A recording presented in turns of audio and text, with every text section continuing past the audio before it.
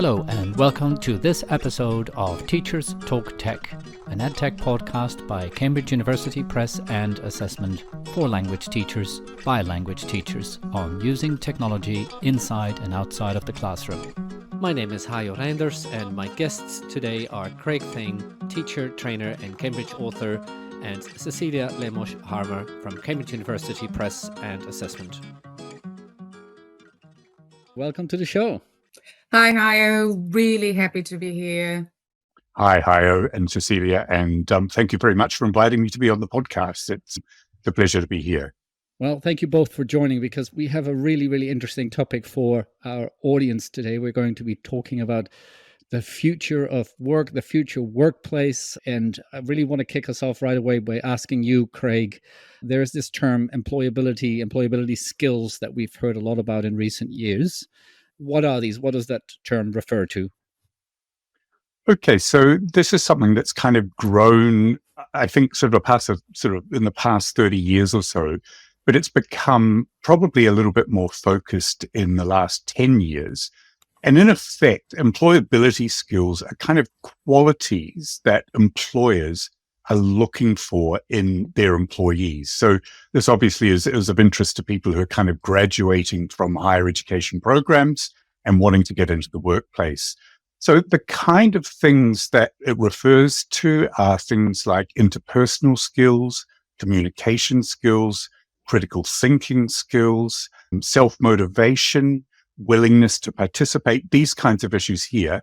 And then another core employability skill that's become, I think, probably more featured in the last sort of 10 years or so is digital literacy as well. So these are the kinds of things that employers are looking for in sort of employees in the future workforce.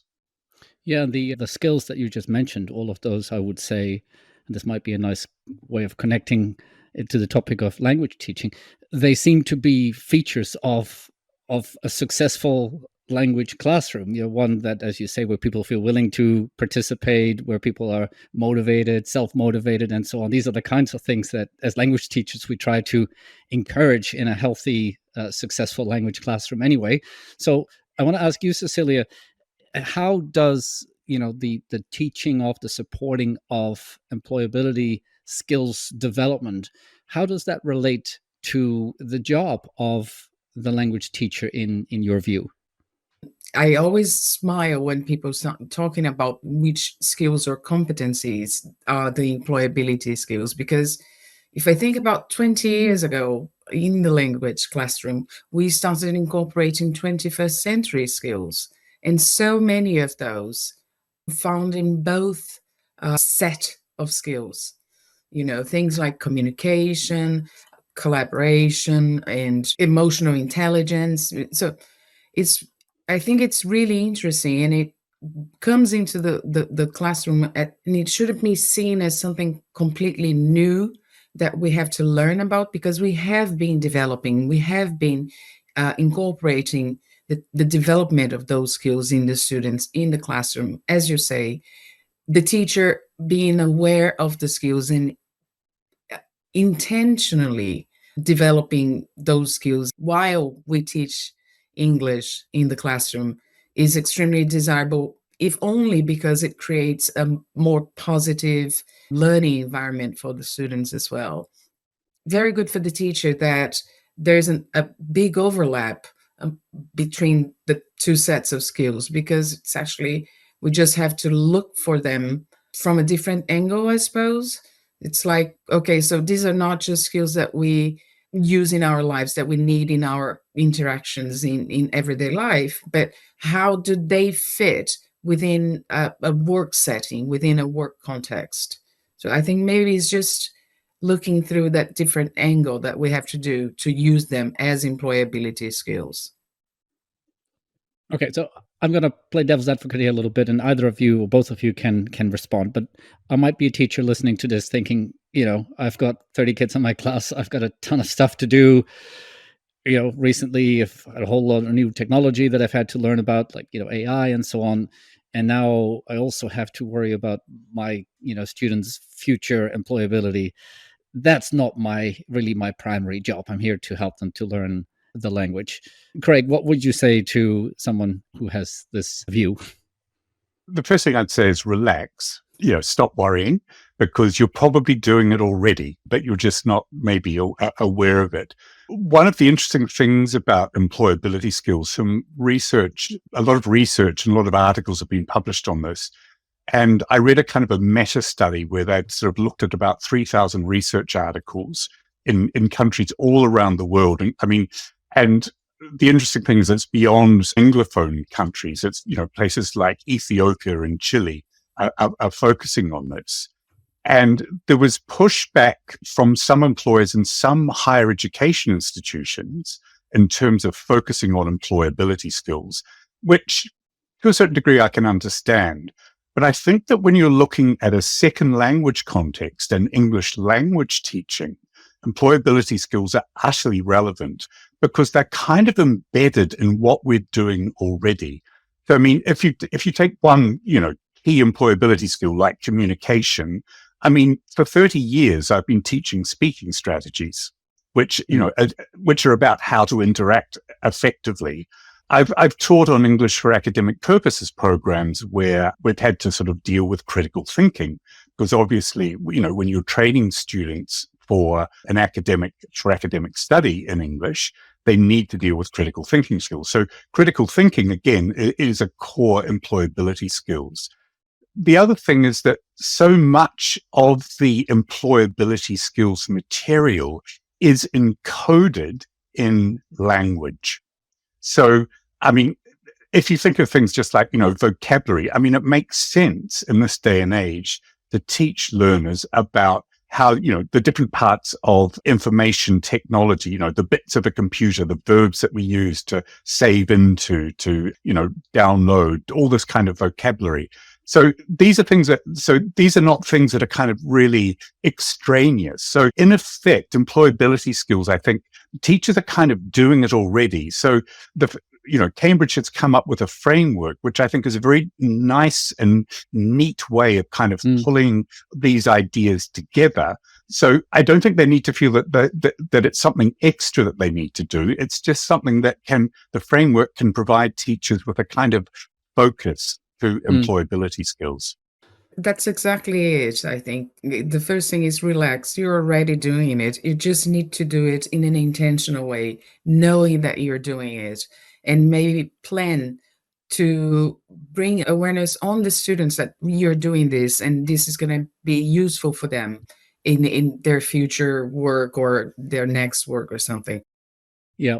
Well, let's get very practical. Maybe one of you can give us an example. So, imagine a language classroom. What would be a kind of activity that would not be, as you say, Craig, extraneous to what would normally be expected to go on in a language classroom, but that would emphasize these employability skills? What could such an activity or class look like? I think there are kind of three ways that teachers can address this in a practical way in the classroom. So the first is, as I've kind of already signaled, is a degree of kind of language input associated with the kind of vocabulary that students might need to actually navigate facility skills, and in particular, digital literacy, I would emphasize, in the classroom. And also, often a lot of the language associated with employability skills it's not grammatical, but it's more like the kind of functional, situational language that we've taught. So you're really looking at teaching learners a series of useful expressions in terms of how they can sort of, navigate with each other. Or you might be teaching expressions like, communication skills, how you can interrupt successfully, or how you can give feedback, or how you can say that you don't understand something when you're not sure. So, but I think Cecilia was making a really good point before about the need to make learners aware that that's what they're doing. And I think that one of the practical ways that teachers can do that is to provide a reflection task. So after the activity, get them to sort of stop, and you've just got maybe two or three questions that they discuss together, which gets them to think in an aware way of what they've just done and what that language is.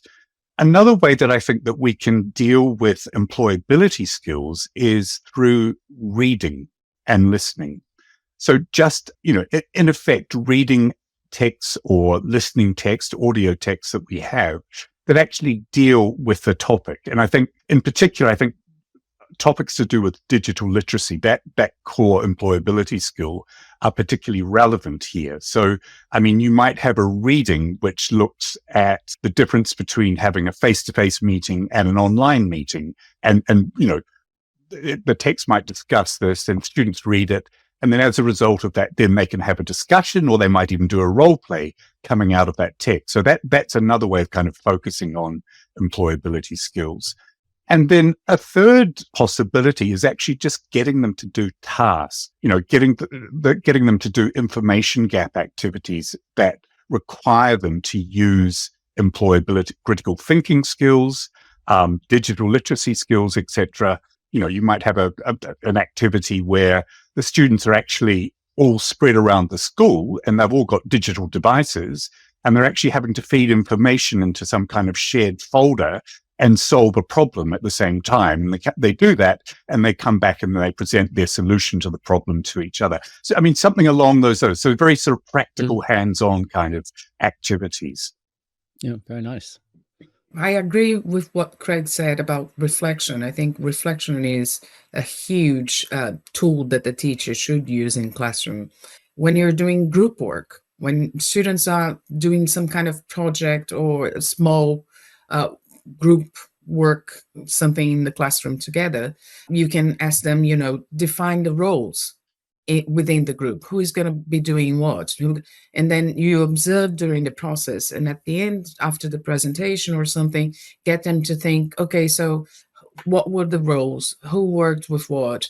Who was there a leader? What characteristics did the person who organized the stages of the project, what characteristics each role should have? Did they have it? Just that act of reflecting about characteristics and roles and responsibilities, that is already developing the skills of not just, we talk about the skills, but it's really important, I think, to consider that they're not self-isolated. They are very much blended. So when you talk about leadership involves having critical thinking and being a good communicator. And so you can't just talk about them separately, but having the students think about those characteristics and what helps with what, it already is a simple way of the teacher to incorporate the development of those skills in the language classroom. And that increased reflection, I think, is perhaps one of the key hallmarks of what employers are looking for, is the ability for employees to step back, reflect on what they're doing, as well as what their colleagues are doing, and so on. So it's actually very neatly tied in with the example that you just gave. One of you earlier referred to the Cambridge Ability Skills Framework, which we'll put a link to in the notes for the podcast. It's a really excellent course that lists a range of different skills, as you mentioned, leadership just now, Cecilia, and collaboration. And one of them is digital literacies. Would one of you like to say a little bit more about the role of technology, both perhaps in supporting the teaching of employability skills, but also to what extent digital literacies are a component themselves of employability skills development? Digital literacy, I think, is really interesting because often people assume that digital literacy is really, it's just knowing about how to use stuff, how to, use Microsoft Word or Google Docs or whatever. But it is, in reality, it's far more than that. Basically, with information and communication technology, what it means is there's this kind of enormous flow of information that we now have access to that, 30 years ago we didn't. So there's all this kind of information flowing through the internet in particular. And digital literacy skills really are about how we deal with that. So how, when we go, where do we find the information that we need? So when we find a lot of information, what do we select? once we've actually selected that, what we then, I think, need to evaluate it. I mean, particularly with AI and ChatGPT and Gemini and things like that, and there's sort of the thing of hallucinating where sometimes they get stuff wrong. So we need to do that kind of evaluation to make sure that, the information that we're getting is correct, that maybe it doesn't have some kind of bias. And then in turn, finally, it's what we do with that information to maybe create content of our own, or for learners or workers or whoever to actually create content. So I myself see digital literacy as being far more than just knowing how to use digital tools. It really is about how to manage digital communication and digital information and communication, and how to do that effectively. And of course, coming back to employability skills in the workplace these days, that is critical, that you can do that well. Yeah, and again, that theme of being able to reflect on and critically engage with, for example, information and how you select it and pass it on or don't pass it on, etc. Again, it's another feature that reoccurs in our conversation. Cecilia, in terms of the use of employability skills development, what are some of the possibilities and perhaps some of the challenges there? We rarely talk about how we can use digital tools for our own professional development, not learn to use the tool, but use the tool for it.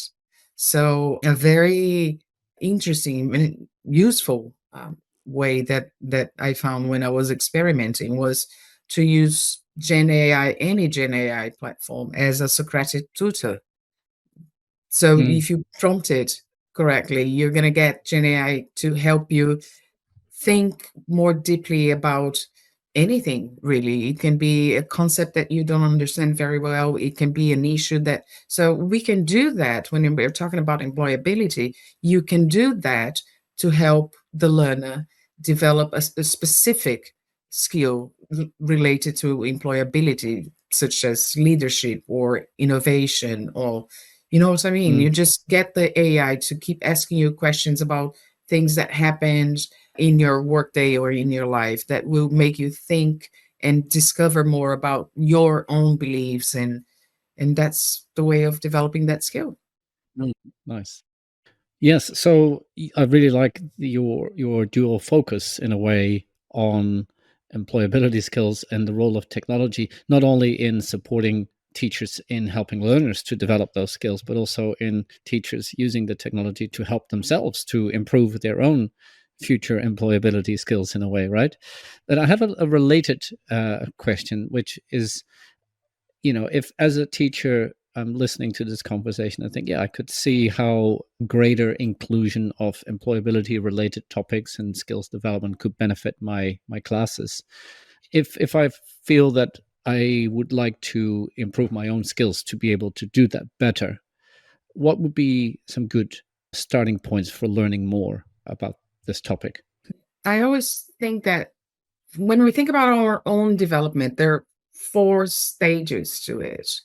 You have to what you want to develop, and that's what you want to develop. Maybe from your own, you decide on it from your own instinct, from something that you are struggling in your everyday teaching, or it may be something that was pointed out during a lesson observation, during a lesson that you were observed recently.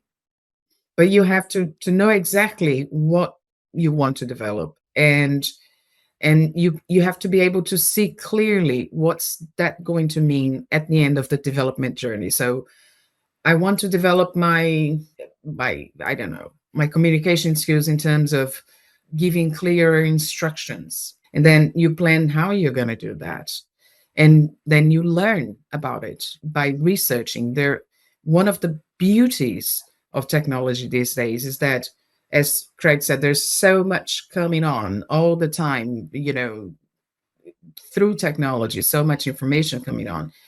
And that can be a curse, but it can be a blessing if you use it to your benefit. So there are podcasts like the one that we're doing right now that you can look for and learn more about it. There are online communities that you can search for the topic or the interest and share with other teachers and learn from different experiments that they did. And so you define, you plan, you learn, you experiment. It's the doing that really makes the difference. Mm. And then you reflect.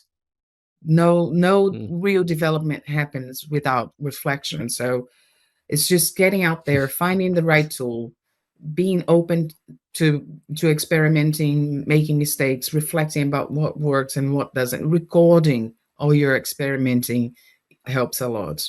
The other thing that I think is that when you're kind of embarking on this journey to kind of find out more about information technology, or even, you know, more specifically about generative AI, is to actually choose something that you're interested in. Sort of what is that one key question that sort of niggles at you and kind of, I want to find out about this. So let's say that you're teaching an EAP class and you're concerned about AI and students' ability to plagiarize information.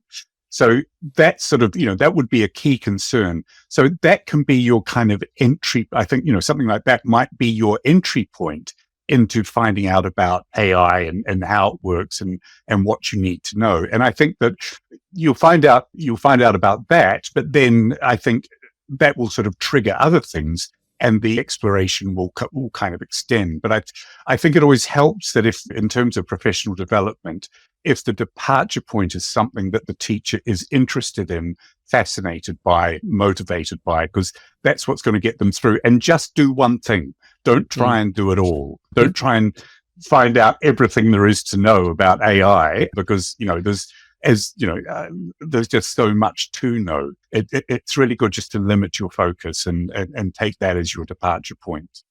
I love what Craig said. That's, you know, do one little thing. And that's always my advice to teachers when we're talking about, because it feels very overwhelming.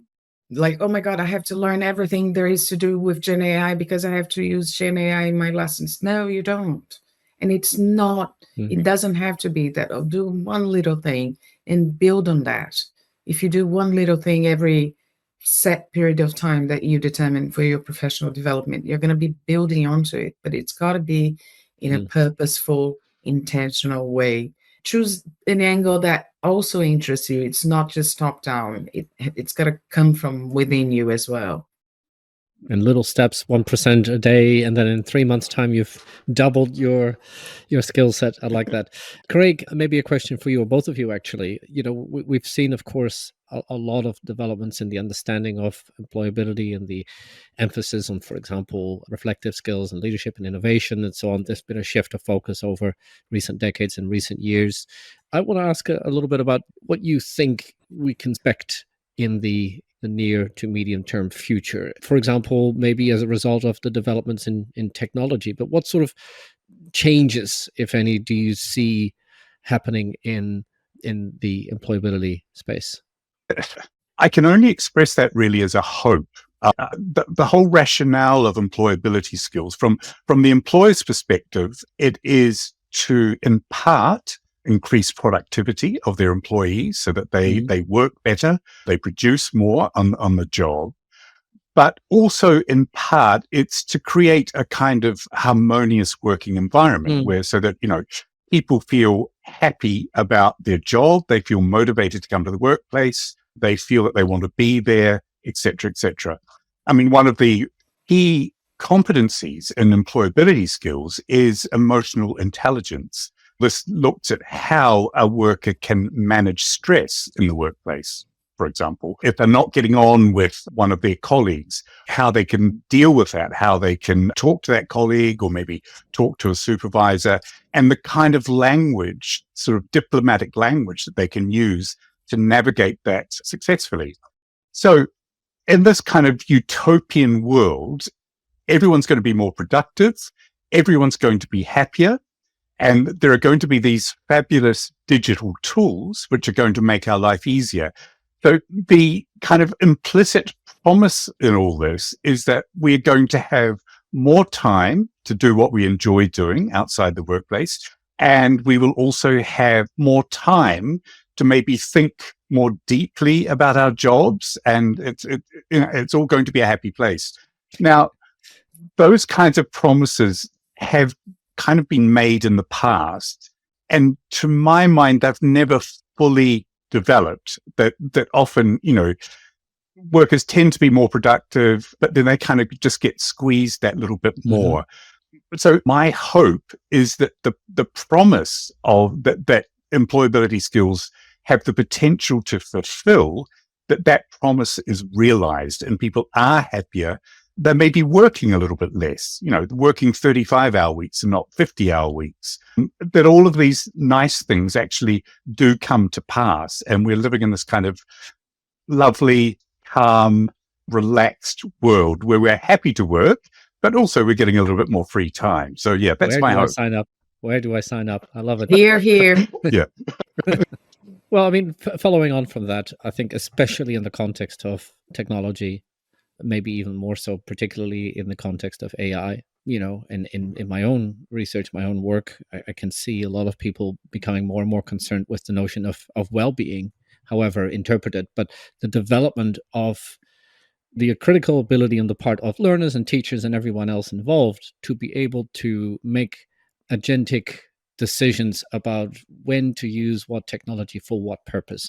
And the aim of all that should be ideally, at least in the long term, to enhance everyone's well-being. You talked about harmony in a harmonious workplace. And I think it ties in actually very beautifully with this idea of employability, because if you want to have a sustainable company or school or whatever, you want your staff to not be stressed. You want your staff to be able to be resilient. You want your staff to be able to create a harmonious atmosphere amongst everyone, right?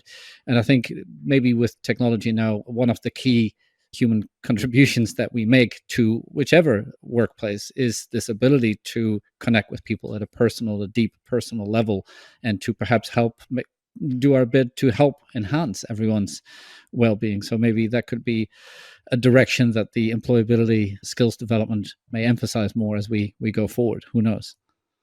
I think that Hayo is absolutely right. And it is, when you talk about well-being, as Craig pointed out earlier, one of the competencies in the employability framework that Cambridge developed is emotional intelligence. And there is an element of well-being inbuilt there as well, because the three core areas in emotional intelligence are demonstrating self-awareness, acting with resilience, and demonstrating empathy and positive relationship skills. I wanted to intentionally bring the aspect of empathy into this conversation, because with so much talk about technology, I think that one of the things that not even Gen AI or any kind of AI still does effectively is empathy. That's a very human characteristic. That's a very human emotion. And it is one that we need to develop and exercise on a daily basis to create that, or to enable that well-being that you were talking about. What I was going to talk about was an interesting survey that was done towards the end of the pandemic, which kind of focuses on the idea that you mentioned, Hayo, is that the workplace is fundamentally a kind of a social space. This survey was carried out with Microsoft employees. So this is kind of interesting because they're right at the heart of the kind of the digital world, basically. So you imagine that these employees will be very kind of obsessed by just sitting over their computers, etc. So one of the results of the survey was looking at the relationship between being in the office or working from home, and what Microsoft employees' preferences were.